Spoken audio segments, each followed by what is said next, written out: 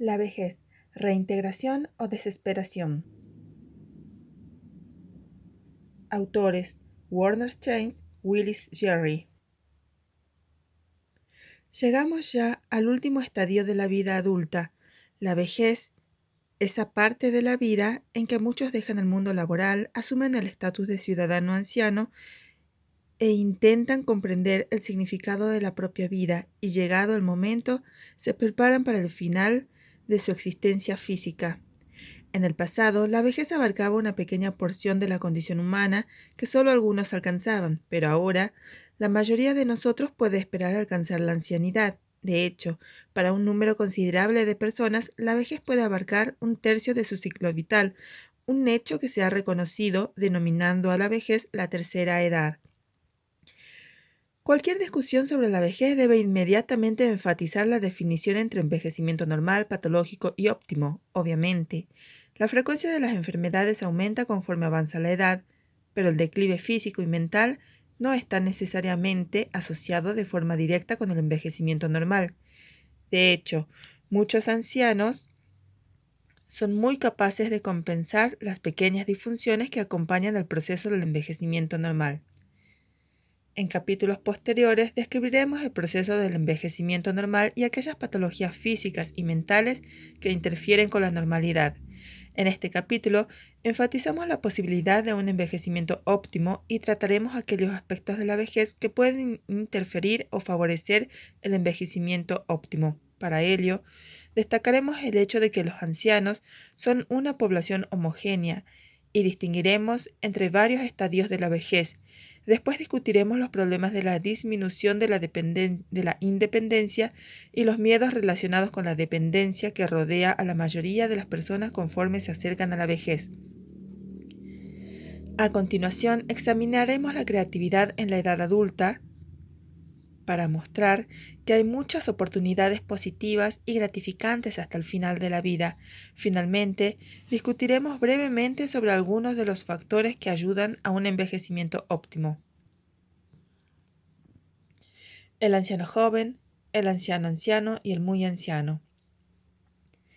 La vejez a menudo es considerada como un estadio único de la vida y miramos a todas las personas que llamamos ancianas con la misma mezcla de sobrecogimiento y pena. Pero, por supuesto, como en cualquier otro estadio de la vida, las personas difieren y a veces de forma radical. Sin embargo, en pocos otros momentos de la vida hay un estereotipo tan inadecuado como ocurre en la vejez. Los mayores de 65 se pueden dividir al menos en tres estadios: los ancianos jóvenes entre 65 y 75, los ancianos ancianos entre 75 y 85 y los muy ancianos, los más de 85.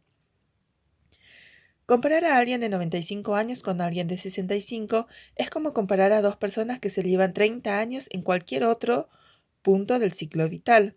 Un niño de 5 años con un hombre de 35, o un joven de 20 con un señor de 50. De hecho, los cambios físicos y mentales en los 30 años previos al final de la vida son, en muchos sentidos, mucho mayores que los cambios en un periodo de tiempo similar en otras edades. La probabilidad de una enfermedad física, por ejemplo, es mucho mayor para una persona mayor de 85 años que para alguien de 65 y 80. En muchos aspectos del rendimiento físico y mental, el anciano joven se parece más al individuo de mediana edad que al anciano anciano. Para algunas personas inteligentes y con cierto nivel de educación que continúan trabajando o que mantienen roles que les resultan satisfactorios después de la jubilación, la década de los 70 puede ser un periodo activo y gratificante de la vida. Una vida satisfactoria durante este periodo puede llegar a ser una realidad conforme nuestra sociedad diferenciadora de edades se vaya convirtiendo en una sociedad integradora de edades. La vejez comprende 30 o 40 años del ciclo vital. Las diferencias entre los ancianos difiere y los muy ancianos son considerables.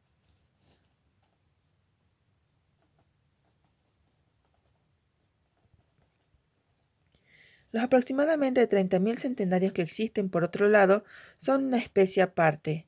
Son los que quedan de una generación anterior que difiere de los ancianos jóvenes en casi todas las características demográficas y personales. No obstante, incluso los muy ancianos representan una población culturalmente diversa. Se debe tener en cuenta además que la mayoría de las personas muy ancianas son mujeres. Algunos autores consideran que ser anciana y mujer es doblemente peligroso, debido a que tienen menores ingresos y mayores probabilidades de padecer una discapacidad. Otros sugieren, sin embargo, que la muerte prematura es un problema de hombres y que se debería celebrar la capacidad de supervivencia de las mujeres. Erik Erikson definió la vejez como un estadio de la vida en que uno intenta equilibrar la búsqueda por la integridad del yo con cierto sentido de desesperación. La resolución de este conflicto dará por resultado alcanzar la sabiduría, la virtud humana que se ha asociado frecuentemente con la vejez.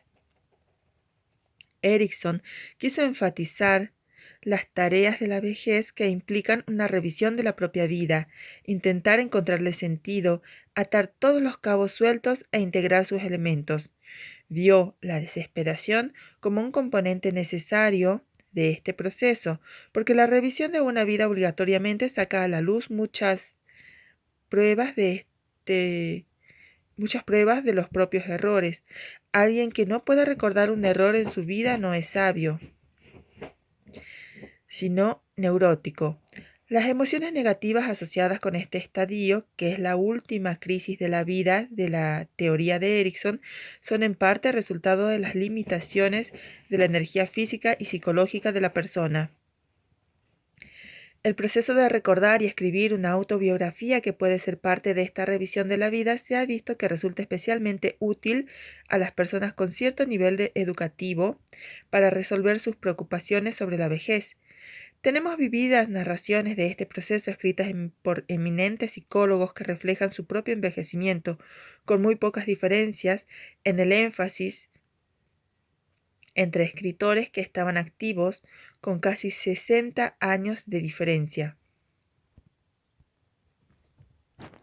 Además de estar decepcionado por los propios fracasos y los de los demás, uno debe enfrentarse también con la soledad, que resulta de la muerte de la persona que nos son cercanas, pero incluso se puede aceptar la desesperación en un equilibrio activo con la integridad, que es la definición de Erikson de la sabiduría. Esta forma de soledad es muy probable que surja en los muy ancianos. Un estudio transcultural sobre la sociedad en los centenarios mostró que las características de personalidad como aprensión y tensión, bajo apoyo social y mala salud física, predecían la soledad en una muestra americana, mientras que los problemas cognitivos y el bajo apoyo social predecían la soledad en una muestra de suecos. Se han llevado a cabo muchos estudios sobre el bienestar psicológico de los ancianos. También se ha estudiado cómo cambian las percepciones de los ancianos acerca de las dimensiones más importantes del bienestar de la madurez hasta la vejez. En un estudio de 171 hombres y mujeres de edad media y ancianos, Riff pidió a los sujetos que definieran el bienestar. Curiosamente, en todas las edades y en ambos sexos, las personas tenían una orientación hacia los otros. Estas personas concebían el bienestar como algo relacionado con ser una persona que cuida a los demás, es compasiva y tiene buenas relaciones con los otros. Sin embargo, como criterio de un envejecimiento bueno, las personas maduras enfatizaron la autoconfianza, autoaceptación, el autoconocimiento, mientras que las personas mayores enfatizaron la aceptación del cambio, el sentido del humor y disfrutar de la vida. Estudios posteriores sobre el bienestar sugieren que esta dimensión es importante para inducir generatividad en todos los niveles de la vida adulta. El bienestar psicológico también está relacionado con las expectativas de desarrollo propias y la comparación con los demás. La mayoría de los ancianos parecen tener buenas expectativas para sí mismos, considerando su avanzada edad comparada con otros. Aunque los ancianos, como es de esperar, expresan menos actitudes positivas acerca de su cuerpo que los adultos jóvenes. También es cierto que creen que otros problemas del envejecimiento son menos serios de lo que los individuos jóvenes anticipan, lo que quizás expresa una cierta tendencia a la autoprotección.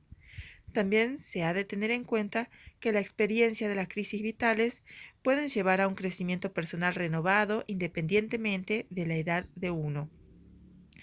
Robert Havighurst, uno de los pioneros de la gerontología social, formuló 6 tareas principales a las que nos debemos enfrentar en la vejez. Un tema principal en la lista de Havighurst es el desenganche, la reducción voluntaria e involuntaria de la participación activa en la sociedad.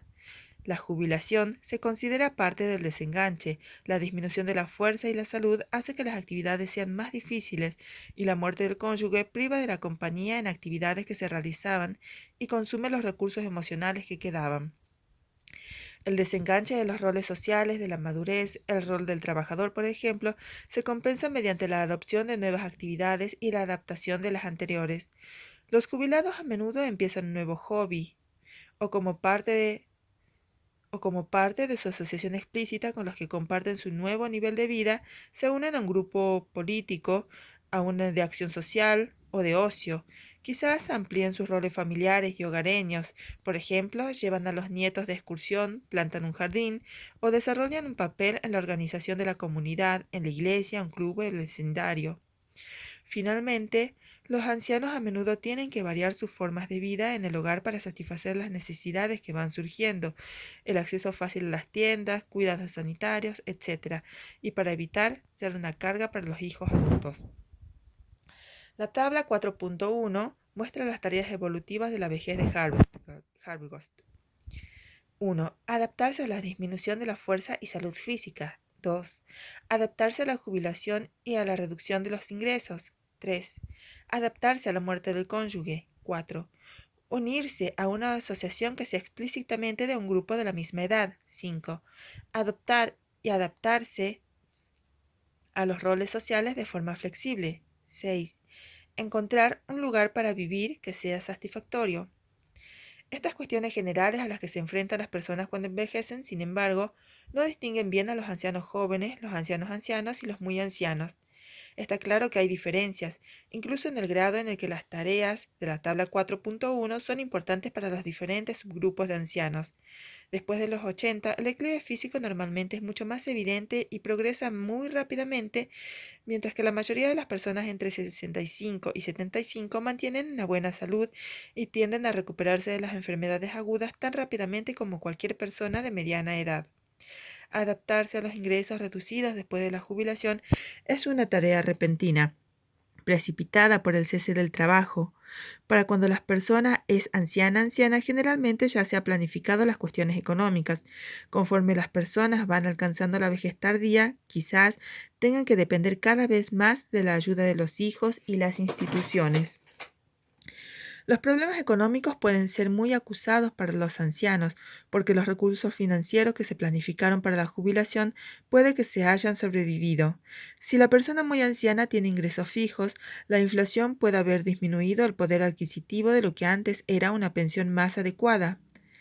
Las personas que llegan a los 90 años de edad puede que incluso hayan perdido la ayuda de sus hijos porque estos puede que hayan muerto antes que ella, que también hayan visto reducidos sus ingresos o que estén ellos mismos tan pobres que no puedan ayudar a sus padres. De esta forma, el problema de la desesperación se hace cada vez más serio conforme uno se va haciendo mayor. Es llamativo que en la lista de Havighurst falte la tarea de enfrentarse a la propia muerte, lo que se discute en más detalle en el capítulo 15, que es una preocupación que se hace cada vez más preeminente cuanto más vive uno. En este capítulo exploraremos en detalle el concepto de dependencia, el miedo a ella y la realidad. Muchos ancianos tienen miedo hasta cierto punto realista de volverse dependientes económicamente de sus hijos adultos. También tienen miedo de volverse físicamente dependientes y de necesitar ayuda a su alrededor. Por ejemplo, por una artritis grave o una cadera rota. Temen volverse seniles por una deficiencia cerebral, lo que les podía hacer dependientes de los otros en todas las facetas de la vida e incluso pueden hacerlos dependientes en asuntos tan embarazosos como el control de esfínteres. Después plantearemos una perspectiva más brillante y los logros creativos de los ancianos, muchos de los cuales en gran parte son fruto de la sabiduría surgida de años de experiencia. Dependencia. Casi todas las familias mantienen una actitud recíproca que permite e incluso anima a los miembros de la familia a depender económica, física o emocionalmente de los familiares. Por tanto, la vejez no aporta nada nuevo en el sentido de dependencias que no existiera antes. pero hay un cambio en la dirección y la naturaleza de las dependencias. La vejez rompe el curioso pero frágil equilibrio entre la dependencia e independencia que existe en la vida de la mayoría de los adultos. El comienzo de la vida se caracteriza por una dependencia casi total de los demás para la supervivencia. No reprochamos a los niños pequeños sus incapacidades. Vemos el cuidado de los hijos como una responsabilidad natural de los padres. Conforme los niños crecen, la contribución que hacen a su propio bienestar aumenta. En la adolescencia, el equilibrio entre la dependencia y la independencia se convierte en una fuente principal de conflictos entre padres e hijos. En el matrimonio, el grado de independencia de los cónyuges puede ser un asunto controvertido. Otra cuestión en la vida adulta es el grado relativo de dependencia e independencia con el jefe en el trabajo. Pensemos, por ejemplo, en los economatos, donde los empleados se les paga en bonos que pueden canjear para comprar en el almacén que dirige la empresa. Las obligaciones con el gobierno y la libertad que uno debe tener respecto a sus dictámenes son tópicos tradicionales en la historia y política.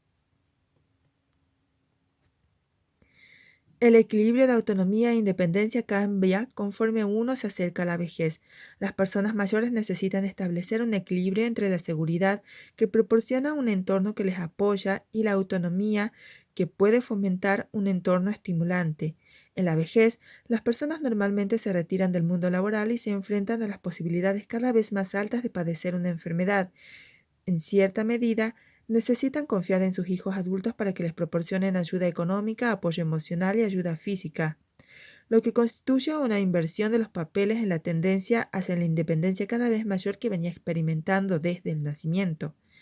A veces parece que los ancianos se convierten en niños otra vez.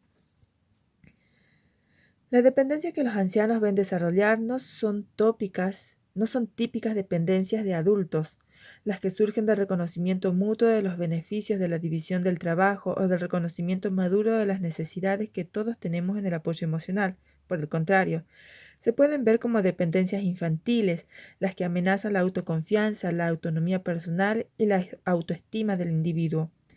Los ancianos temen estas dependencias y luchan contra ellas. También se crea una dependencia estructurada mediante programas de servicios sociales que les proporcionan sobre todo a los ancianos más débiles. Aunque estos servicios están pensados para mantener una vida autónoma e independiente, de hecho, pueden tener el efecto contrario si la autonomía de la persona se va extinguiendo a consecuencia de la excesiva dependencia del sistema de servicios. Dependencia económica. Los mayores temores de muchos ancianos se refieren a sucesos que en realidad es muy poco probable que ocurran. Estos miedos, sin embargo, no se puede decir que no sean realistas, porque aunque son acontecimientos poco probables, si sus efectos llegaran a suceder, podrían ser devastadores. Los ancianos, en cierto sentido, son como personas que viven cerca de una central nuclear. Hay muchas probabilidades de que no pase nada, pero si ocurre algo, es un desastre. Así, los ancianos tienen miedo del crimen y en realidad son víctimas fáciles de ciertos crímenes muy visibles como el tirón de bolsos. Aunque en toda la variedad de actividades criminales son el grupo de edad con menos víctimas. Tienen miedo de la senilidad, aunque la disfunción cerebral no es demasiado común, incluso entre los muy ancianos. Tienen miedo de que ocurra algo que los deje sin ahorros, aunque la mayoría de los ancianos vive con una seguridad económica razonable. Pero esto no siempre ha sido así. La asistencia sanitaria ha mitigado el impacto económico de la enfermedad en los ancianos.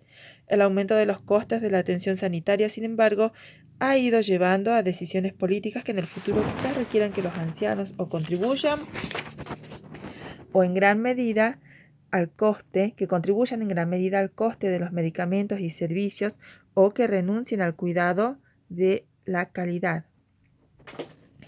Durante la década pasada, sin embargo, solo una minoría de ancianos han citado las dificultades económicas como un problema principal de la vejez. Por ejemplo, un estudio de Astley sugería que solo el 10% de los hombres y el 20% de las mujeres de una muestra de una comunidad pensaban que sus ingresos eran insuficientes. No obstante, esta afirmación tan optimista se debe interpretar con cuidado, ya que se ha encontrado que La satisfacción de una persona con sus ingresos puede estar solo indirectamente relacionada con el ingreso real.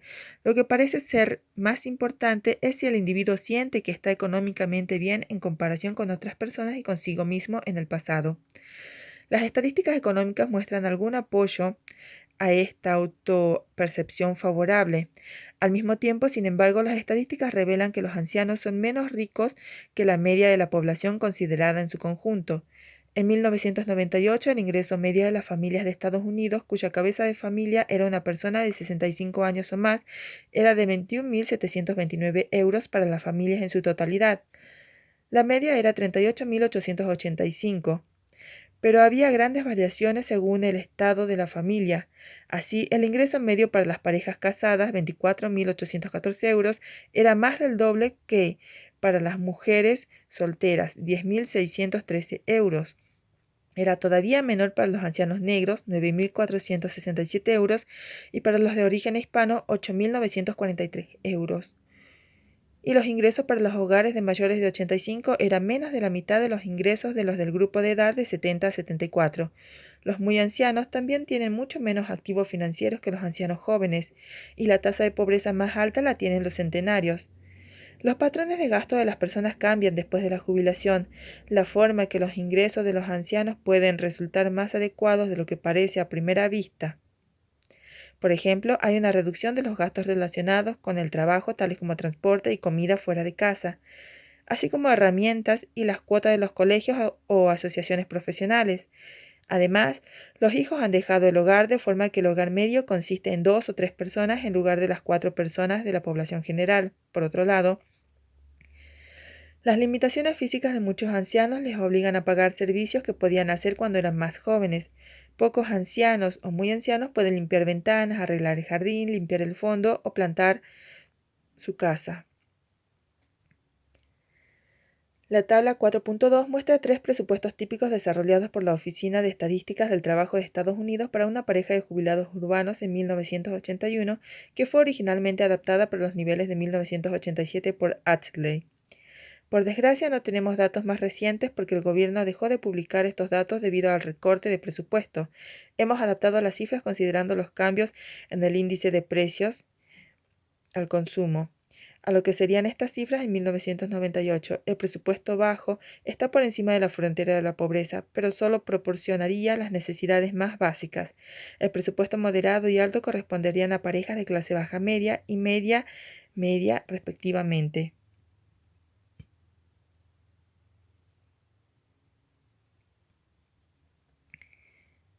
En 1997, el 10,5% de los ancianos tenían ingresos por debajo del nivel oficial de la pobreza.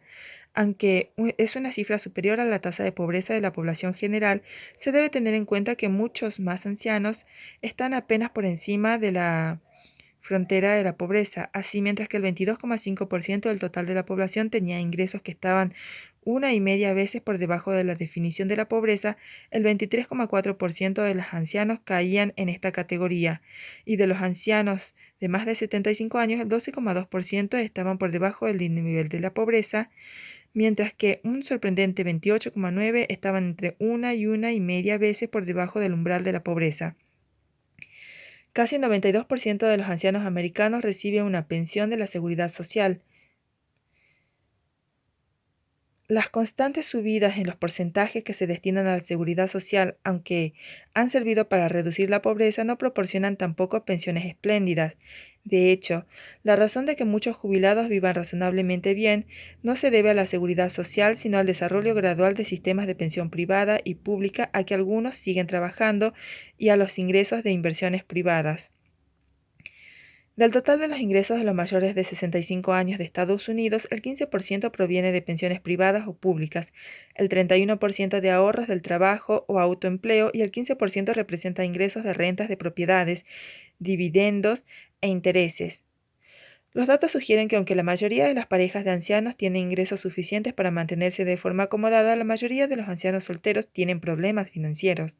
En general, los problemas económicos en la vejez tienden a darse en ciertos grupos, sobre todo en los hombres de las minorías y en algunas mujeres. En 1992, por ejemplo, el 14% de la población anciana americana estaba por debajo del umbral de la pobreza. pero la cifra de los blancos era solo el 12%, mientras que de los negros había un 35%. Solo el 6% de la familia cuya cabeza de familia era un hombre blanco estaba por debajo del umbral de la pobreza, comparado con el 43% de las familias cuya cabeza era una mujer negra. Por tanto, las personas que están discriminadas durante la vida adulta antes de los 65 años es también más probable que tengan problemas de ingreso en los últimos años de su vida. Podríamos concluir que aunque la mayoría de los ancianos no son ricos, tampoco la mayoría vive en la pobreza. Y una porción importante vive con un nivel de bienestar aceptable. Lo que la mayoría de los ancianos necesita en el aspecto económico, por tanto, no es que aumenten las ayudas económicas para la vida diaria, sino más protección contra los efectos nefastos de los tratamientos médicos privados, la inflación desorbitada y las catástrofes similares. Dependencia física y emocional.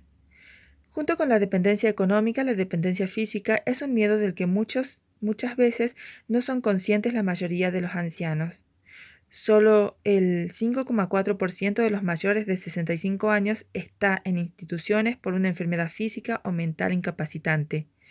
Las cifras de institucionalización varían mucho, sin embargo, entre la vejez temprana y tardía, como se puede esperar, menos del 2% de los ancianos jóvenes está institucionalizado, una proporción no muy diferente de la población más joven, pero de los ancianos, los que tienen entre 75 y 84 años de edad, un 7% está en instituciones, y esta proporción crece hasta el 22% de los muy ancianos.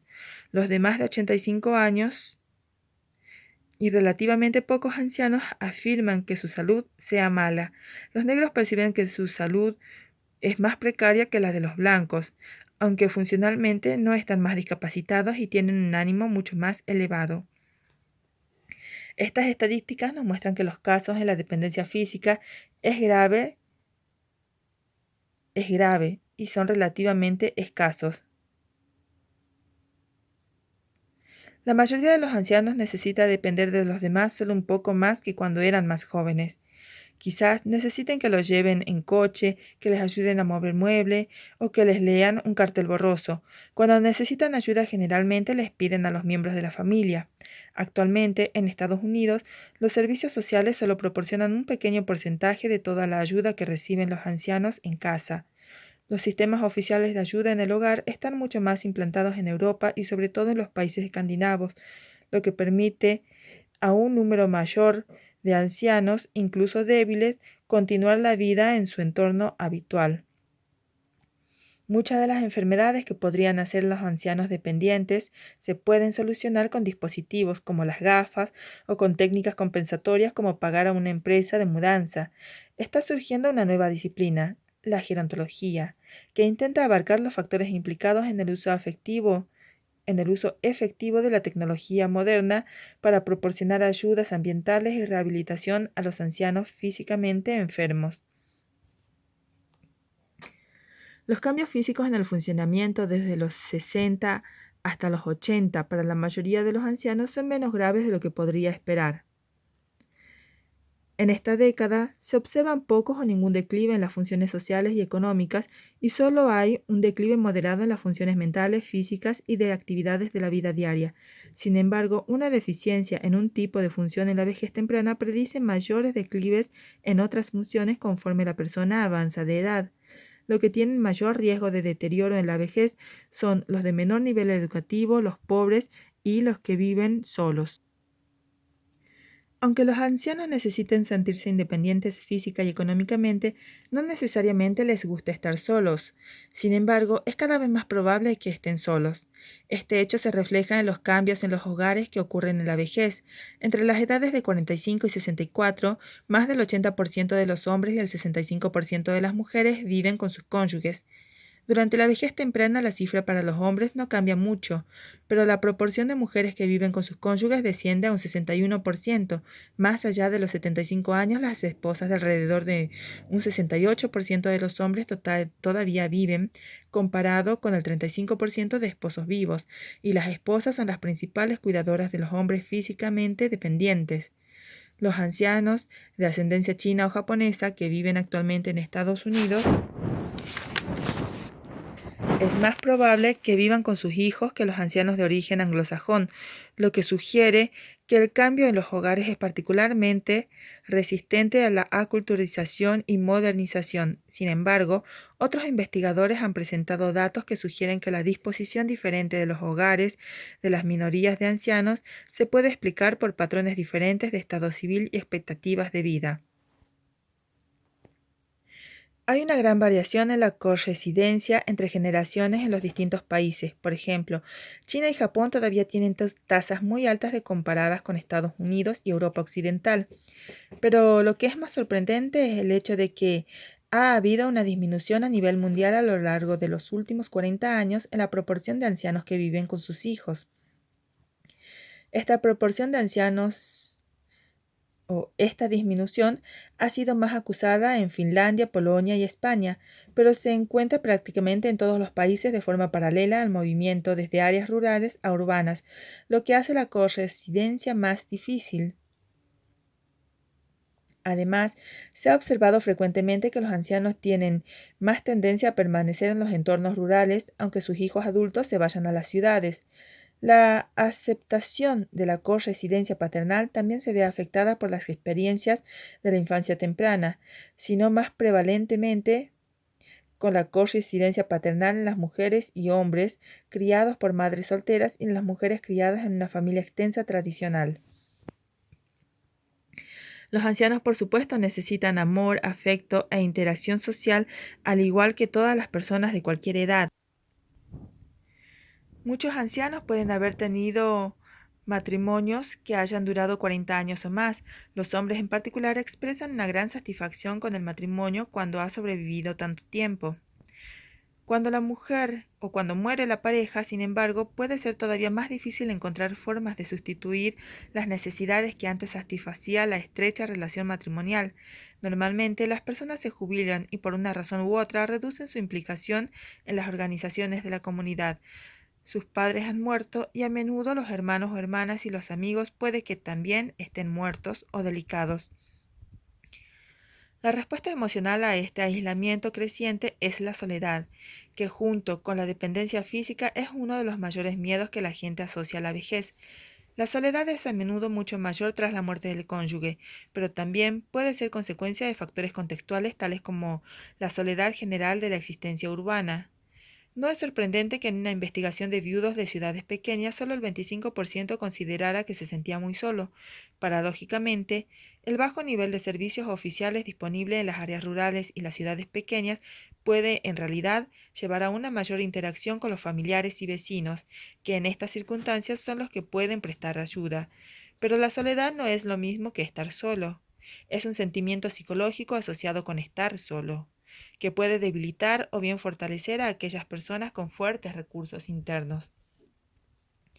La soledad es una cuestión de dependencia porque, conforme aumenta la edad, las personas de las que uno depende para su apoyo emocional son cada vez más los miembros de la familia. De hecho, un estudio holandés encontró que la soledad comúnmente asociada con estar solo y sin pareja parece estar más relacionada con la ausencia del apoyo de los amigos que con la ausencia de la pareja. Pero conforme las personas se van haciendo mayores, disminuye la frecuencia de las interacciones con los amigos y aumenta la interacción con los familiares. A los ancianos les gusta hablar, discutir las cuestiones de actualidad, aplicar la experiencia pasada a los problemas actuales. ¿Con quién pueden hablar?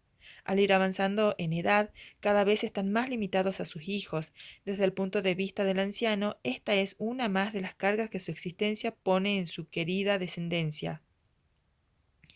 El intento de no ser una rémora, quizás elijan de forma inconsciente la soledad. Las mujeres viven más tiempo que los hombres y como los maridos son a menudo mayores que sus esposas, los ancianos a menudo se vuelven dependientes de sus mujeres, convirtiéndolas en enfermeras a tiempo real o total. Con el aumento de la movilidad de la población y con la mayor incidencia de mujeres sin hijos, el cuidado de los ancianos delicados a menudo recae en los hermanos, sobre todo en las hermanas. Esta tendencia reduce en gran medida la libertad de muchas ancianas para participar en actividades que les agradan en la comunidad. No es sorprendente que la satisfacción con la vida, expresada por las parejas de ancianos, esté fuertemente relacionada con su salud. Resulta curioso que los hombres se ven más negativamente afectados por la mala salud de sus esposas que ellas por la salud de sus esposos. Esto puede ser porque las mujeres esperan que sus maridos se vuelvan más dependientes de ellas con la edad, mientras que los maridos esperan justo lo contrario. La inevitable dependencia física y emocional de la vejez se intentó aliviar en Estados Unidos mediante la Ley de Ancianos Americanos en 1965. La ley, entre otras características, apoya a los centros de ancianos que proporcionan información, consejo, comidas, excursiones interesantes y reuniones de ancianos para hablar o jugar a las cartas. Los comedores proporcionan buenas comidas en compañía, así como transporte para llegar y volver a casa. Para los que están recluidos en su casa, hay comida sobre ruedas. Otros servicios que pueden estar subvencionados por los organismos locales, estatales o federales, además de por ley de ancianos americanos, incluyen la visita de enfermeras, transporte en general para ir de compras o al médico, por ejemplo, asistencia legal, ayudas de cuidado diario para los más delicados y ciertos programas de tranquilidad mediante llamadas telefónicas o cartas que sirven para comprobar que el anciano que está solo está bien, mediante una llamada telefónica diaria, por ejemplo, y además se envía a una persona periódicamente para ver si hay algún problema. La Ley de Ancianos Americanos también subvenciona las reparticiones en el hogar y la ampliación del hogar para acoger a un anciano. Sin embargo, muchos ancianos y sus familias no saben el amplio abanico de servicios al que tienen derecho. Por tanto, una de las principales tareas de los organismos que sirven a esta población, quizás sea entrenarlos para ser demandantes más agresivos de los servicios de la comunidad. Para tener acceso a los servicios de la comunidad, a la asistencia médica y a las diversiones, también es necesario tener acceso a un transporte adecuado. Debido a la falta de transporte público frecuente y cómodo en las áreas rurales, los ancianos que viven en entornos no urbanos son muy dependientes del automóvil personal. Por tanto, mantener su capacidad de conducir y el carnet para hacerlo es un requisito importante para la calidad de vida. Debido al deterioro de los procesos sensoriales y de la velocidad de respuesta, muchos ancianos de más de 70 u 80 dejan de conducir voluntariamente o no se les renueva el carnet. La reducción resultante en movilidad les conduce a una mayor dependencia de los otros. Los esfuerzos actuales por mejorar las habilidades de los conductores ancianos, enfrentándolos así como rediseñando automóviles para dar respuestas a sus necesidades, prometen aliviar estos problemas en el futuro. Algunos ancianos emprendedores han formado comunas para ancianos, un dispositivo de vivienda en el que un grupo de personas no familiares comparten sus recursos, de forma que se ayudan con los problemas económicos, físicos y de soledad. Menos radicales y más comunes son las asociaciones sociales de diferentes tipos. Estas asociaciones pueden ser solamente sociales, sirviendo solo como vehículo para reunirse, o pueden tener propósitos adicionales como los viajes, las películas antiguas, las actividades caritativas o las económicas. Algunos ancianos, sin embargo, tienen necesidades de dependencia tan grandes que necesitan soluciones más radicales. Para algunos, esto implica vivir en casa de los hijos. Cuando esto no es posible o deseado, el anciano a menudo acaba mudándose a algún tipo de residencia. Estas, donde las personas residen con no familiares, varían desde las que ofrecen facilidades que proporcionan un cuidado mínimo hasta las que dan unos servicios completos. En un extremo del continuo están las comunidades de retiro, donde se proporciona nada más que la limpieza semanal de la casa o los programas de comida. En el otro extremo están las residencias a largo plazo, que incluyen asistencia médica y hospitales para los enfermos crónicos. Comunidades de retiro. Algunos ancianos intentan solucionar su soledad y el miedo al volverse dependiente de los hijos yéndose a vivir a comunidades de retiro. Otros ven que el vecindario ha empeorado y se trasladan anticipando que van a necesitar entornos con más ayudas conforme se van haciendo más débiles. No todos los que se trasladan a este tipo de comunidades lo hacen por estas razones. Algunos individuos simplemente quieren dejar la comunidad a la que estaban ligados por su trabajo para irse a algún lugar que les gusta más, para los que les queda de vida. La mayoría de los ancianos de las comunidades de retiro son personas más bien adineradas que han decidido que les gustaría vivir en una comunidad de personas de su edad. Esta homogeneidad de edad facilita las interacciones sociales y el desarrollo de nuevas amistades, pero también puede generar conflictos interpersonales si la comunidad no está bien organizada. Las comunidades de retiro con servicios completos Proporcionan una variedad amplia de servicios que van desde hogares para vivir de forma independiente hasta residencias que proporcionan cuidados a tiempo completo pasando por viviendas semi-independientes. Normalmente también ofrecen un amplio dispositivo de servicios en áreas como el cuidado preventivo de la salud, ocio, transporte y educación. La mayoría de las comunidades de retiro son relativamente caras y los usuarios suelen ser las personas más adineradas. Por tanto, es probable que los sujetos del baby boom adinerados cada vez se vean más en tales comunidades conforme alcancen la edad de la jubilación. Sin embargo, algunos ancianos de clase baja es más probable que se trasladen a residencias menos caras o a los apartamentos de financiación pública para ancianos con rentas bajas que ofrecen servicios similares. Un interesante estudio de Longino comparó los residentes de tres tipos de comunidades de retiro: comunidades con servicios completos, residencias públicas de ancianos y comunidades de retiro informales que surgieron en ciertas áreas como consecuencia de la migración de los ancianos a pequeñas comunidades. En las comunidades con servicios completos, los residentes solían ser más mayores. La edad media era de 76 años, más ricos e interesados en obtener servicios tales como comida, limpieza de la casa y cuidados de enfermería. En las residencias públicas, los residentes eran sobre todo mujeres ancianas, con la edad media de 78 años, que habían vivido antes en la misma área geográfica, pero que buscaban mayor seguridad y menor coste de residencias subvencionadas. En las comunidades de retiro informales, los residentes solían ser algo más jóvenes. La edad era de 68 próxima, y su objeto principal era la independencia y el disfrute del entorno natural. Estos datos apoyan la idea de que los ancianos buscan una vivienda que satisfaga alguna de sus necesidades de dependencia. Estas necesidades probablemente las satisface de forma más afectiva la comunidad de retiro planificada, que a menudo proporciona un programa adecuado para el resto de la vida de los residentes. Las comunidades de retiro informales, por otro lado, suponen solo una solución inmediata, porque los servicios que ofrecen puede que sean insuficientes cuando las necesidades de dependencia aumentan. Los patrones de migración de los jubilados se pueden considerar desde la perspectiva evolutiva. Hay tres tipos de traslados que parecen prevalentes. El primero ocurre poco después de que la persona se jubila, algunas veces a lugares donde había estado para unas vacaciones breves que se eligen con frecuencia huyendo de un mal clima, como los campos migratorios de las aves, como los cambios migratorios de las aves. Este tipo de traslado se hace normalmente a una vivienda independiente.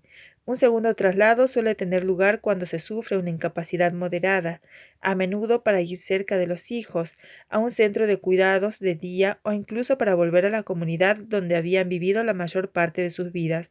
El último traslado ocurre cuando se sufre una incapacidad crónica grave, que normalmente suele ser a una residencia. El traslado a una comunidad nueva a veces tiene un precio.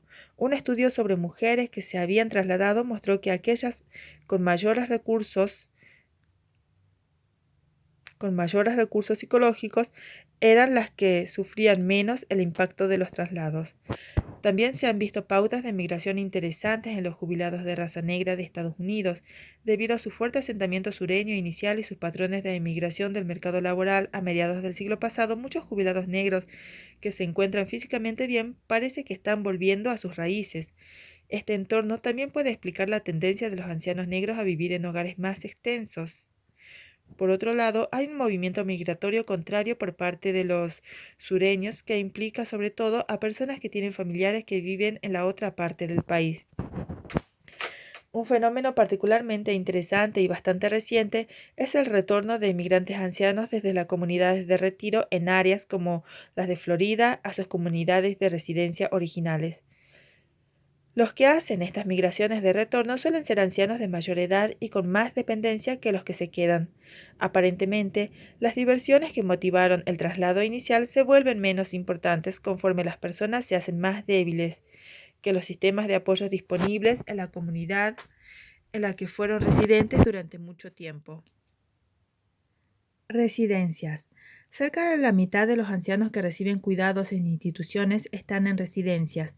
En Estados Unidos hay aproximadamente 1,8 millones de personas en 25.000 residencias. Para el año 2010 se espera que esta cifra se doble si las tasas de mortalidad permanecen igual y que se triplique si la mortalidad disminuye al mismo ritmo que lo ha estado haciendo en las últimas décadas. Las residencias tienden a atender especialmente a los ancianos y a los muy ancianos. Actualmente, 3/4 de los residentes tienen más de 75 años de edad y un 35% tienen 85 o más. Si la mortalidad disminuye, las predicciones para el año 2010 son que casi el 87% de los residentes tendrá más de 75 y un 52% tendrá 85 años o más. En el pasado, las residencias eran principalmente públicas o de organizaciones de caridad, pero ha habido un cambio drástico hacia las residencias con fines lucrativos. Actualmente casi el 80% de las residencias son de propiedad privada, mientras que solo el 4% son públicas y el 17% restante son administradas por instituciones sin ánimo de lucro. Las mayores regulaciones estatales han hecho que la calidad de las residencias haya aumentado mucho. Sin embargo, las instituciones más grandes y las que están administradas por instituciones sin ánimo de lucro parece que puntúan más alto en los índices de calidad. No obstante, todavía hay escasez de personal cualificado que proporcione servicios en las residencias. Por ejemplo, hay más de 100.000 enfermeras diplomadas en las residencias. La cifra se reduce a no más de 6 enfermeros por cada 100 residentes. Y el caso es que la mayor parte del cuidado de las residencias se lleva a cabo por personal no cualificado, sin entrenamiento y mal pagado. En la mayoría de los casos, los ancianos se trasladan a una residencia porque ellos o sus familiares consideran que necesitan un sistema que pueda proporcionar cuidado a las 24 horas y cuidados que no se pueden dar en el hogar. Si el anciano tiene una enfermedad grave y está en cama o requiere una medicación frecuente, es probable que sea el traslado voluntario. Pero a menudo los ancianos e igualmente los familiares niegan los problemas emocionales y el deterioro mental, de forma que en algunos casos se lleva a un anciano a una residencia solo cuando la intervención profesional establece que la persona está poniendo en peligro su seguridad o la de los demás. Estar en una residencia no significa que las interacciones con los amigos, los hijos y otros familiares se interrumpan. Por el contrario, a menudo se establece un patrón regular de visitas cortas y llamadas telefónicas. Los lazos estrechos entre familiares también se mantienen generalmente. Aunque los contactos con los amigos y los antiguos vecinos son menos frecuentes, también suelen continuar. A medida en que se mantienen los contactos con las personas fuera de la institución, puede depender de que el anciano vaya a permanecer en ella o no. Si la estancia en la institución se prevé que sea corta, se hacen esfuerzos para estar en contacto frecuente. Esta continuación de las relaciones ofrece varias ventajas, facilitando la adaptación necesaria tanto para el anciano como para los amigos y familiares una vez que vuelva a la comunidad. Por otro lado, los residentes permanentes es más probable que se impliquen en la vida de la institución para llevar el vacío social. La disposición estructural y la organización de la residencia tiene una gran influencia en la vida social de los residentes. El apoyo y el ánimo interpersonal a la autodirección puede estar directamente relacionado con las comodidades que proporciona la facilidad y disponibilidad de recursos de personal. Hay datos, por ejemplo, de que conforme aumenta el tamaño de la institución, la comunicación, satisfacción y actividad de los residentes disminuye. Las amistades es más fácil que surjan entre los ancianos cuando el centro no tiene más de 50 residentes. También se ha visto que los residentes de centro son menos de 100 personas. También se ha visto que los residentes de centro con menos de 100 personas establecen mejores relaciones con el personal de servicio que con los residentes de centros más grandes. Quizás sea que los centros más pequeños los recuerdan más al hogar y por tanto satisfacen mejor las necesidades sociales de los ancianos. El cuidado permanente se ha convertido en una industria de la salud, así como una forma de servicio humanitario. Se han planificado cuidadosamente las facilidades que proporcionan el cuidado más económico y, a la vez, ofrecen los servicios óptimos a los residentes. La mayoría de los ancianos que se van a residencias lo hacen porque ya no son capaces de cuidarse solos. Pero las interacciones entre los miembros del personal y los pacientes a menudo fomentan una dependencia innecesaria que desalman a la independencia. En algunos casos, las intenciones del personal son buenas, pero lo más frecuente es que el personal haga las tareas por los residentes porque es más eficaz y menos costoso que dejar que los residentes se las arreglen solos. Quizás también ocurra que el personal tenga actitudes negativas hacia los ancianos hasta el punto de que puedan usar un lenguaje infantilizado para dirigirse a ellos y tratarlos como a niños. Algunos residentes puede que necesiten tener límites físicos debido a los daños cognitivos severos, pero los estudios han mostrado que el uso de límites puede acelerar el deterioro. Los estudios han mostrado que el uso de límites puede acelerar el deterioro cognitivo todavía más. Otros métodos efectivos, incluyendo los medicamentos y terapia cognitiva, también están disponibles para la dirección de residentes agitados o disruptivos. Los estudios sobre la ecología social de residencias han mostrado que reforzar la independencia reduce la dependencia, lo que a su vez disminuye la incidencia de las enfermedades y la muerte. Las leyes actuales de Estados Unidos que regulan las residencias exigen que éstas permitan la máxima autonomía posible a los residentes, pero son necesarios cambios en la política de las residencias para que premien a los miembros del personal por los resultados positivos de los residentes y para evitar el agotamiento y desmotivación laboral del personal. Sin embargo, se ha visto que implementar el entrenamiento exhaustivo en el trabajo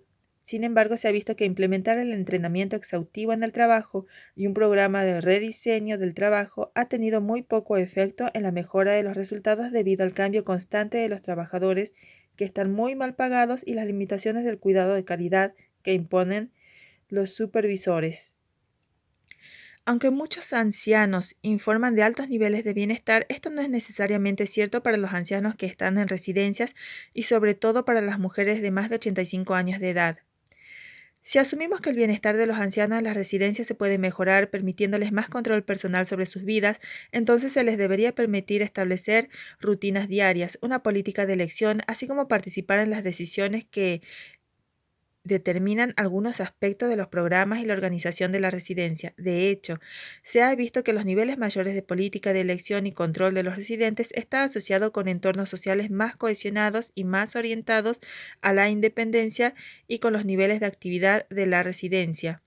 La mayoría de las mujeres en particular reaccionaron de forma muy favorable a la oportunidad de elegir sus actividades diarias, igual que lo hicieron los residentes más funcionales de ambos sexos. Los logros en la vejez. En algunas sociedades esquimales la gente lleva una vida muy difícil en un entorno que apenas proporciona el mantenimiento básico para las pequeñas familias aisladas. Cuando los miembros de estas sociedades alcanzan una edad en la que sienten que ya no pueden contribuir al bienestar de la familia, se va al exterior para morir en la nieve. En una familia, una mujer fue a sentarse en la nieve cuando nació su primer nieto. Pensó que su familia tendría más posibilidades de sobrevivir si reducía una boca que alimentar, para dejar paso a la nueva boca que alimentar. Los padres del niño, sin embargo, nunca habían visto antes un bebé, como puede ocurrir en las sociedades tan aisladas. Pensaron que el recién nacido, sin dientes y llorón, era defectuoso e incapaz de sobrevivir. Salieron donde estaba la abuela y le pidieron que se quedara al niño con ella en la nieve. La abuela se dio cuenta de que todavía podía ser útil. Le dijo a los padres que podía hacer que al niño le salieran dientes y que le podía enseñar a sobrevivir. Así la mujer volvió a la familia durante unos cuantos años más de vida y obligaciones. En otras sociedades no se alcanzan posiciones de poder y autoridad hasta una edad avanzada. Un sistema social que esté gobernado por ancianos se llama gerontocracia. Estos sistemas existieron en las sociedades antiguas, pero todavía siguen vigentes. Tienen lugar en distintos entornos y sociedades con niveles diferentes de complejidad que se ajustan a filosofías y políticas diversas. Los geróntocratas adquieren poder de varias formas. En las sociedades agrícolas y ganaderas, la propiedad y el control de la propiedad se adquieren a través de la herencia de los miembros mayores. Los ancianos, por tanto, tienen más poder en los asuntos de familia y el pueblo que los jóvenes. En las sociedades primitivas, el conocimiento de la tecnología y las ceremonias y la formación de lazos sociales duraderos tienden a mantener el poder en los mayores. Aunque los países industrializados tales como Estados Unidos, Canadá, Europa Occidental o Japón son mucho más complejos que las sociedades pastorales o primitivas, las familias de élite pueden todavía controlar el poder de forma que les recuerdan a que eran características de los clanes en las sociedades tribales.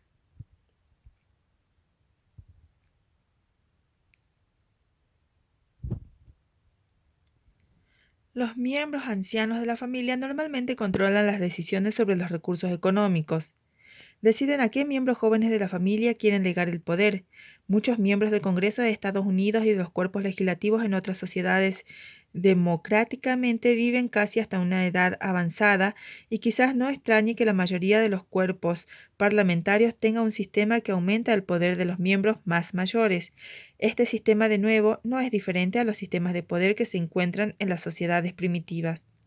Se debe tener en cuenta, sin embargo, que la existencia de una gerontocracia no asegura necesariamente el bienestar de los ancianos en general. El gobierno por parte de políticos mayores no es necesariamente un gobierno que asegure el bienestar de los ancianos. El éxito y los logros en la vejez parecen estar determinados por cuatro factores: el nivel de respeto conseguido durante la vida anterior, el conocimiento, el deseo de participar y el control de la propiedad. Investigación sobre la creatividad. La creatividad se ha asimilado a las características y estrategias que caracterizan la inversión inteligente. Un buen inversor que compra acciones a la baja puede que sea considerado como un loco, pero se le alaba cuando las acciones proporcionan beneficios escandalosos. Igualmente, un científico profesional que produce un trabajo que está dentro de la corriente dominante se le puede considerar competente, pero no creativo. Es la persona que avanza una nueva idea en la ciencia que inicialmente se puede considerar como un loco, a quien se puede considerar como muy creativo cuando los demás reconocen el valor de la idea. La teoría de la inversión de la productividad propone que hay 6 recursos que representan la base de la creatividad: la capacidad intelectual, el conocimiento, el estilo intelectual, las características de la personalidad, la motivación y el contexto ambiental. La creatividad es rara, porque la mayoría de las personas no quieren invertir en ella y porque requiere la confluencia de esos factores para que sea posible. Aunque la teoría de la inversión de la creatividad es infinitamente atractiva, todavía queda mucho trabajo por hacer para poner todas las piezas juntas, pero mientras se puede aprender mucho a partir del estudio histórico de los reconocidos científicos y profesionales. Los años de juventud y la madurez se considera a menudo que son los de mayor creatividad y productividad. Muchas personas nunca alcanzan una edad más allá de los 60 o 70 años en siglos anteriores. Por tanto, sus grandes trabajos se tenían que haber hecho antes. Actualmente, las personas se retiran generalmente durante la década de los 70 y dejan de intentar lograr metas creativas o productivas. La enfermedad que aumenta con frecuencia con la edad La enfermedad que aumenta en frecuencia con la edad, pero que no necesariamente va unida a ella, puede desacelerar o inhibir los impulsos creativos. No obstante, la vejez puede ser una época de logros significativos para muchos. El número importante de personas de más de 60, 70 e incluso 80 años han hecho que contribuciones fundamentales en el campo del arte, la ciencia, la educación o la política. ¿Cuál es la naturaleza de estos logros en la vejez? ¿Están relacionados con la edad? ¿Tienen algo que ver con el hecho de que el individuo sea viejo y sabio? ¿O se deben considerar como logros de personas creativas que han hecho algo de valor a pesar de su avanzada edad? Para explorar la relación entre edad y creatividad, los psicólogos han examinado los productos creativos de científicos, filósofos, artistas, empresarios, políticos, jugadores de ajedrez y otras personas cuyos logros se puede decir que son importantes y notables. Los mejores trabajos creativos, una o dos obras por las que mejor se conoce a alguien, suelen realizarse relativamente pronto en la vida. Hay, por supuesto, excepciones individuales impresionantes, y los mejores logros en algunos campos como la filosofía a menudo ocurren más tarde que en otros campos, pero como muestra la figura 4.3, la mayoría de los científicos producen su trabajo por el que son mejor conocidos en la década de los 30 o principios de los 40. Considerando los años de entrenamiento que a menudo son necesarios antes de lograr una contribución importante científica o artística, estas cifras sugieren que la mayoría de los trabajos creativos importantes se logran en realidad antes. Pero no olvidemos las grandes diferencias individuales existentes, como también muestra la figura 4.3. Aunque el mejor trabajo de un científico puede surgir cuando no ha llegado a los 20, también puede ocurrir bastante más tarde. Estos resultados también se han confirmado en el estudio de las vidas de los compositores clásicos, y de eminentes psicólogos, quienes producían su mejor trabajo más bien tarde en la vida, a finales de los 40, Sims-Montons, 1992. Se han identificado una serie de características personales de los científicos más prolíficos. Estas incluyen estilos de trabajo intuitivo y competitivo y no dejar que los demás establezcan sus metas de trabajo. Se clasifican como estilos de personalidad inconscientes y no tan motivados por incentivos económicos. Sorprende que prácticamente todo el trabajo sobre la creatividad revisado aquí se refiera en gran parte a hombres, aunque hay muchas explicaciones anecdóticas de mujeres creativas. Quizás las oportunidades para las mujeres en las ciencias y las diferentes profesiones sean todavía muy recientes para proporcionar un análisis exhaustivo de tal contribución. Los mejores trabajos creativos de los jóvenes a menudo son muy diferentes en el estilo de los trabajos de los mayores. Los ancianos, conocidos por obras sabias y maduras que integran temas diversos y también por obras que representan y aclaran los conflictos y problemas peculiares de la vejez. Los jóvenes, por el contrario, producen trabajos que los críticos pueden alabar por innovadores, refrescantes, ser una visión nueva. Los jóvenes suelen jugar con las ideas y consiguen perspectivas nuevas. Por ejemplo, David Hume logró algunas de las ideas muy originales en su Tratado de la Naturaleza Humana, que se publicó antes de que cumpliera 25 años. Mary Shelley ofreció una visión todavía más original de la naturaleza humana en su clásica novela, Frankenstein, que escribió cuando tenía 21. Luz Braille, ciego desde los 3 años, adoptó una visión más práctica de la naturaleza humana y las necesidades de los deficientes visuales para crear el alfabeto de puntos a los 20 años. Los críticos a menudo usan términos como frescura para describir las obras de los jóvenes, como la de George Bizet, que escribió su sinfonía en do mayor cuando tenía 17 años. Es una obra que resuma vitalidad juvenil, dijo un revisor. Una visión nueva de la literatura antigua produjo On First Looking into Chapman Hormert de John Keats, considerado uno de los mejores sonetos jamás escrito, sobre todo por un joven de 20 años. Una mirada nueva a la dimensión temporal dio como resultante La máquina del tiempo de H. G. Wells cuando tenía 29 años. Las ganas de experimentar es otra cosa de los jóvenes. Así, a los 28, Sigmund Freud probó una nueva droga llamada cocaína y fue de hecho responsable en gran parte de su introducción a la sociedad europea. Sir Humphrey David solo tenía 20 años cuando descubrió los efectos intoxicantes del óxido nítrico cuando los respiró el 9 de abril de 1799. Estas drogas, que ahora se usan para aumentar las sensaciones, tuvieron en su día un uso importante como anestésicos por las operaciones y otros procedimientos médicos. Las tareas más importantes a las que se tienen que enfrentar los jóvenes son las decisiones acerca de su carrera profesional y su familia, pero resulta interesante que se encuentran pocos trabajos sobre estos temas hechos por jóvenes. Los grandes discursos, los descubrimientos científicos y las obras de arte sobre el trabajo y la familia parecen ser dominio de los ancianos. Quizás tengan la ventaja de haber vivido a través de los diferentes estadios de los procesos que acaban de empezar y no están en absoluto acabados en la juventud. Lo que encontramos en la juventud es un montón de trabajo sobre el amor y la intimidad, orgullo y prejuicio. De Jane Austen escribió cuando tenía 21 años un retrato perspicaz de las formas y tradiciones que marcan la vida amorosa. Cumbres borrocosas de Emily Brontë, escrita a los 29, es un espléndido predecesor de sus decididamente inferiores novelas góticas que llenan las estanterías de los supermercados de hoy, retratando a la vez el romance, intimidad y el peligro, incertidumbre, dependencia que supone el amor para cualquier joven.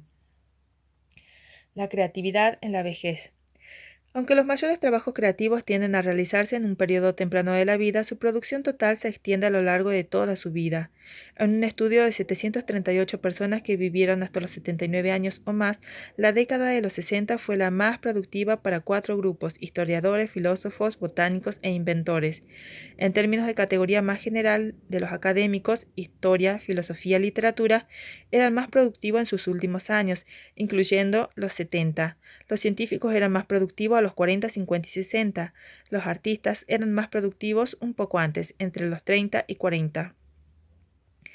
En un análisis matemático altamente sofisticado de la vida de 10 compositores más famosos, se encontró que la productividad creativa alcanzaba el máximo entre las edades de 45 y 49. La productividad se relacionó con la edad en lo que se denominó una curva invertida al revés, en lugar de la curva en U.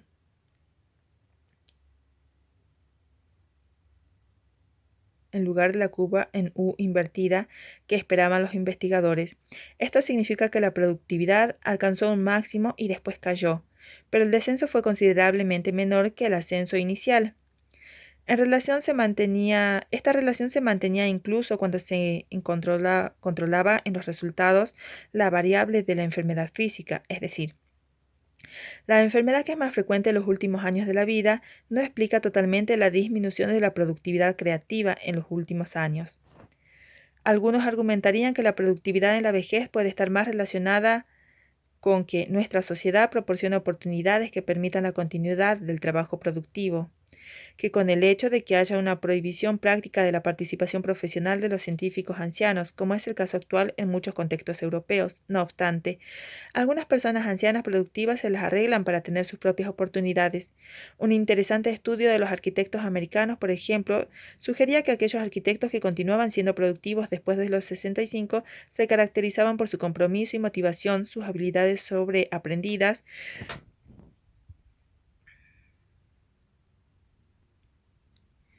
y los académicos ancianos también expresan su generatividad facilitando el cambio de sus estudiantes y sirviendo como mentores de la siguiente generación de científicos. Otra hipótesis es que el mayor trabajo creativo parece que tiene lugar principalmente en la juventud, solo porque cuanto más vive uno, más competencia tiene. El número de personas creativas en cualquier disciplina, por ejemplo el arte, la literatura o la ciencia, ha aumentado a un ritmo increíble. Consideremos un autor hipotético que llamaremos Anthony Owen Colby, cuyo trabajo a sus 20 años de edad se considera que es el mejor que ha tenido nunca la literatura, pero cuando Colby tenga 30, dos nuevos genios de 20 años han aparecido en escena. Los tres compiten por el aplauso de los críticos. Cuando Colby alcanza los 40, sus viejos competidores, que ahora tienen 30, todavía siguen en la brecha junto con otros 4 nuevos autores de 20 años. A los 50 añadimos 8 nuevos jóvenes a la lista previa de 6 de Colby. A los 60, con 16 nuevos chicos de 20 años, Colby es uno de los 31 mejores escritores. Posiblemente siga escribiendo tan bien como antes, pero la competencia es feroz. Siglos después, al mirar atrás, intentaríamos decidir si su creatividad falló en sus últimos años porque su trabajo no era tan elogiado.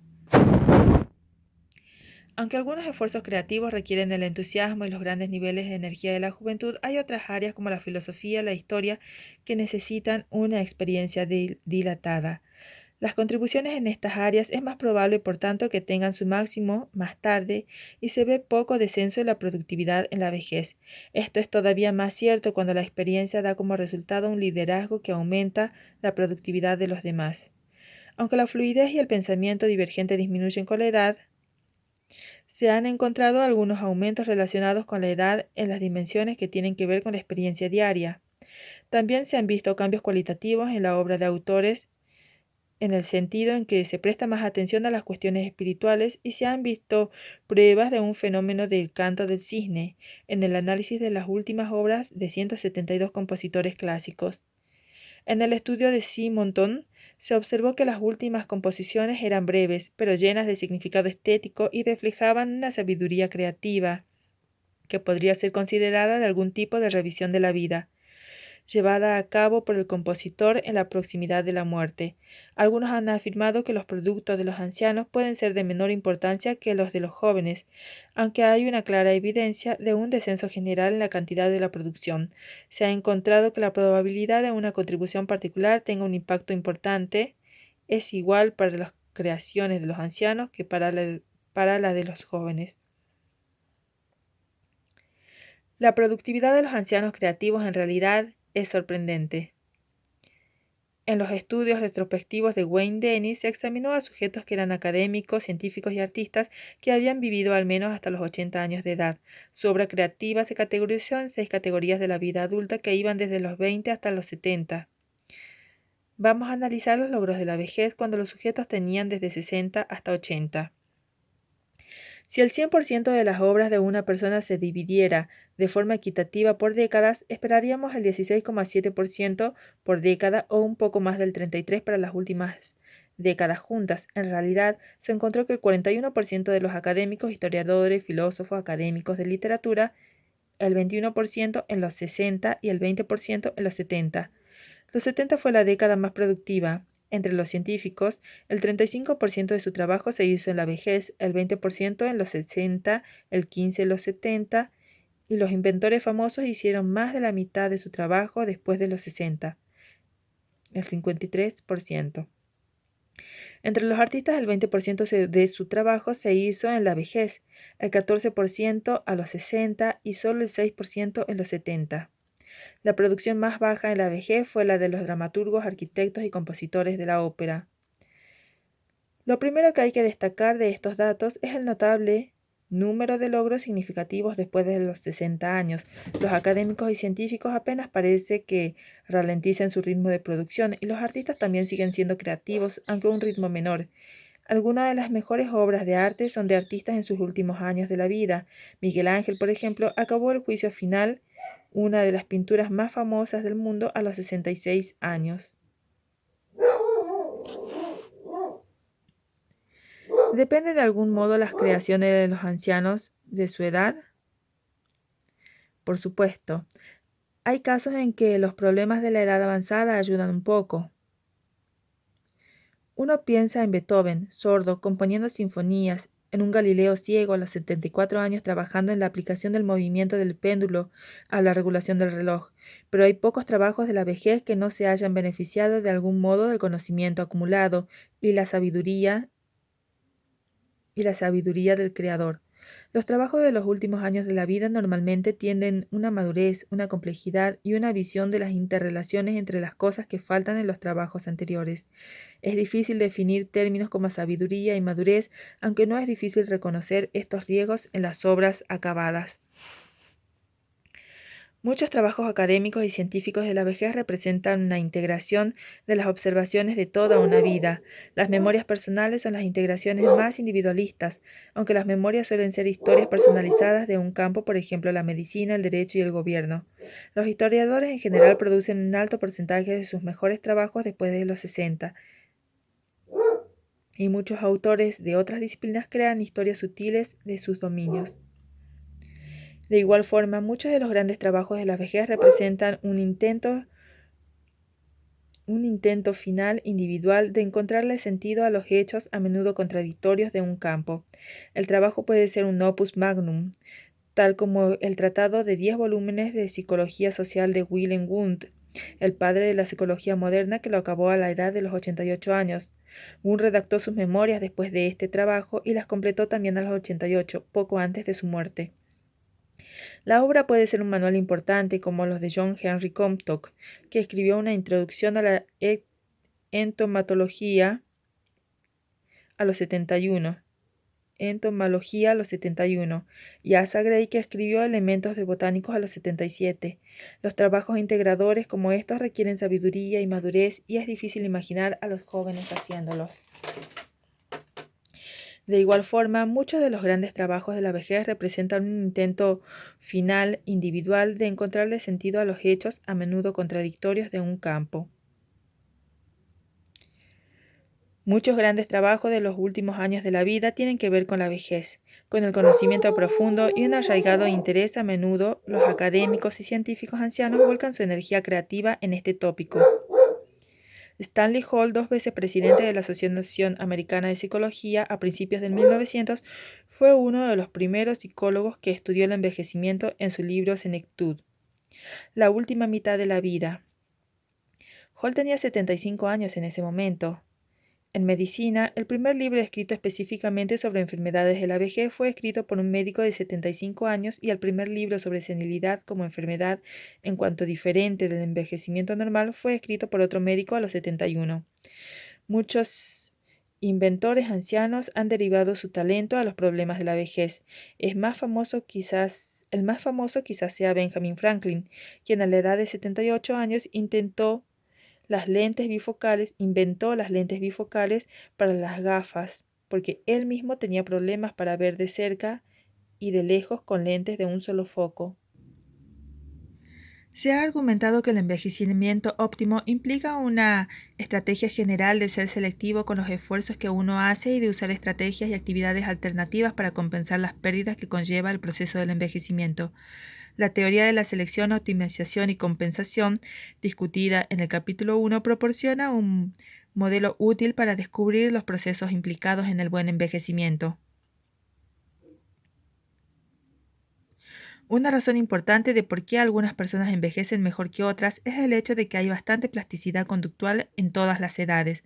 A lo largo de la vida, muchas personas funcionan por debajo de los límites de sus capacidades de reserva. Esto puede que no importe en la juventud, pero en la vejez son los individuos que consiguen funcionar más cerca de sus límites y los que son capaces de maximizar las cualidades de apoyo de su entorno, los que envejecen mucho mejor y parecen ser más competentes que los otros. Algunos han afirmado que el envejecimiento es mejor y más fácil en las sociedades más tradicionales que sienten más respeto por los ancianos. Los estudios empíricos sugieren que en los países en vías de desarrollo el papel del anciano no necesariamente tiene muchas ventajas.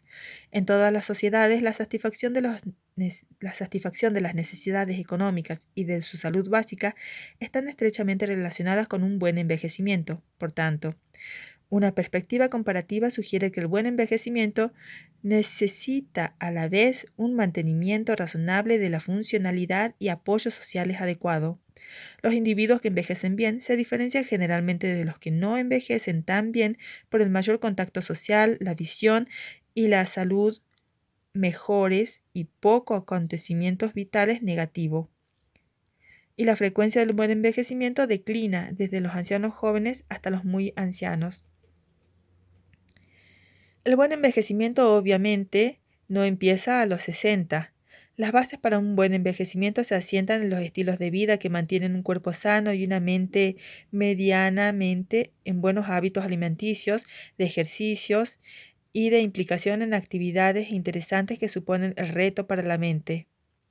Por el contrario, los estilos de vida en la madurez que llevan a la debilidad en la vejez incluyen beber de forma intensiva, fumar y la inactividad física, la depresión, el aislamiento social y la prevalencia de la enfermedad crónica. El desarrollo de estilos de vida sanos que lleva a un buen envejecimiento está influido, por supuesto, por la educación y las actividades y el ánimo de la familia y los amigos que valoran una vida sana y productiva. El envejecimiento óptimo también se fomenta en la madurez aprendiendo técnicas para la reducción del estrés, desarrollando técnicas para enfrentarse al cambio y adquiriendo habilidades de ocio que no requieran una fuerza y resistencia física importante. Otra estrategia importante es el mantenimiento del sistema de apoyo social y la sustitución con nuevas relaciones de las pérdidas por la muerte o el traslado de amigos y familiares. Pero hay diferencias significativas de género en las amistades conforme las personas envejecen, de forma que las mujeres son más dadas a mantener los patrones de amistades previos, mientras que un estudio mostró que los hombres tienden a disminuir el número de amistades nuevas, el deseo de hacer amigos íntimos y las implicaciones en las actividades fuera de la familia. Un buen envejecimiento también requiere un autoconocimiento positivo, un autoconcepto positivo, que se puede mantener siendo capaz de evaluar el propio rendimiento en relación con los niveles restantes de la capacidad física y mental. Muchos ancianos influyen en su propio envejecimiento de forma positiva, al no esperar a abarcar todas las opciones como ocurría en la juventud, sino seleccionando las prioridades que maximicen la motivación y la fuerza restantes y el mayor tiempo de ocio que ahora tienen disponible. El autoconcepto positivo en la vejez, sin embargo, se ha visto que está a menudo mediado por los altos niveles de educación formal alcanzados. Como la mayoría de nuestra población puede esperar alcanzar la vejez, se han hecho cambios significativos en la sociedad para adaptarse a este hecho, que a su vez han tenido un impacto significativo en las vidas y el desarrollo psicológico de los individuos. Conforme la vejez se aproxima, se desarrollan normas sociales diferentes para este estadio y las personas cambian a patrones típicos de la edad, cambiando así de forma real el proceso del envejecimiento. Estas nuevas conductas se hacen comunes, los medios de comunicación y autoridades los refuerzan y se convierten en parte de nuestras instituciones. Por ejemplo, el papel de los ancianos como la nueva clase de ocio. Finalmente, las normas de edad cambiadas y su expresión en las estructuras sociales cambiadas alteran muchas conductas relacionadas con la edad, con mayor impacto en nuestra sociedad. Resumen. La vejez a menudo se considera un solo estadio de la vida, pero se puede dividir al menos en 3 subestadios: los vigorosos ancianos jóvenes de 65 a 75 años, los más lentos ancianos de 75 a 85 y los muy ancianos más de 85. Los 3 grupos difieren de forma significativa. Los ancianos jóvenes permanecen activos y se comportan en muchos aspectos como la madurez, aunque la mayoría ha dejado el mundo laboral.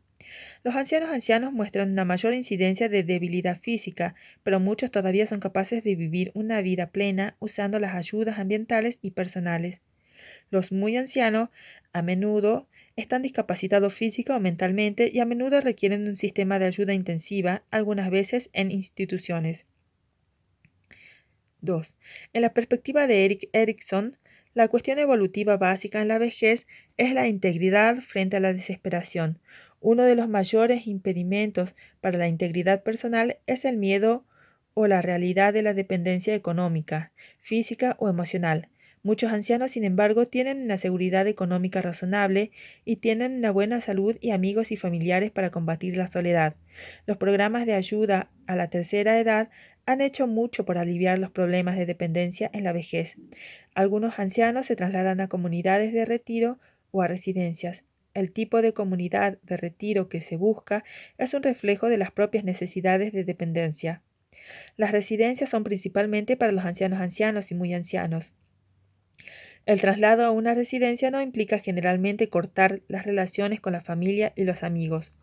Los estudios muestran que el personal de las residencias a menudo fomenta la dependencia de los residentes. 3.